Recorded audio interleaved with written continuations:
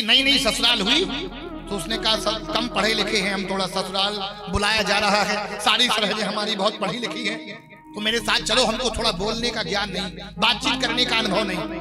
बोला चलते तो, लेकिन ससुराल के कपड़े तो होना चाहिए, कोट पैंट टाई। अरे बोले शादी में 3-4 जोड़ी बने तो मेरी पहन चल, कौन पूछता है। ससुराल पहुंच गए, जीजा आ गए, जीजा जीजा। अब जीजा नहीं कही जाती, अब क्या कहा जाता, जी जू। अच्छा, कछु तो जीजा हो और कुछ जीजू हो, और कछु जीजू ऐसे हो भगवान में जूजू हो। सो जीजू जीजू चारों तरफ। अब एक तो अपने शादी वाले कपड़ा पहना के ले गए और एक सुंदर, सो जो देखो ससुराल बोले ये कौन है। हमारे बचपन के दोस्त हैं, शादी में नहीं आए थे, अरे उनके टेस्ट था मम्मी इसलिए नहीं आ पाए थे, पर इस समय भी टाइम नहीं था आने के लिए, आ नहीं रहे थे।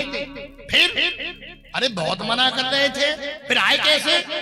अरे आए क्या, हमसे पूछो कैसे आए, ये कह रहे थे कपड़े नहीं, तो हमने कहा हमारे पहन के चलो। वो बोला तू अपमान करने के लिए हमको लाया, तू क्यों ये बात कहता है। तो क्षमा मांगी, भैया हमको बोलने का ज्ञान नहीं। परिवार था बड़ा, जैसे हमारे दीपू भाई का परिवार है। आंटी जी ने फिर बुलाया, चाय के लिए आना, चाय पीने के लिए जैसे ही गए, आंटी जी ने पूछा ये कौन है। बोले जी हमारे बचपन के मित्र हैं, लखनऊ में इनका टेस्ट था, शादी में आ नहीं पाए थे, इस बार भी नहीं आ रहे थे। फिर बोले आंटी जी अपने ही कपड़ा पहन के चले आए। वो बोला क्यों, तू कपड़े के पीछे क्यों पड़ा है, एक ही बात करता और कोई चर्चा नहीं करता। तो उसने कहा देखो भाई अब कान पकड़ रहे, सॉरी बोल रहे, अब नहीं कुछ कहेंगे। दूसरी भाभी जी ने बुलाया, खाना लालाजू वहीं पर होगा, तो भोजन के लिए पहुंचे। तो भाभी जी ने कहा ये कौन है। बोले ये हमारे बचपन के दोस्त हैं, इनके पिताजी का नाम बताएंगे, इनकी माताजी का नाम बताएंगे, इनकी नौकरी के विषय में बताएंगे, सब कुछ बताएंगे, पर इनके कपड़े के विषय में कुछ भी नहीं बताएंगे। अति परिचया अवज्ञा।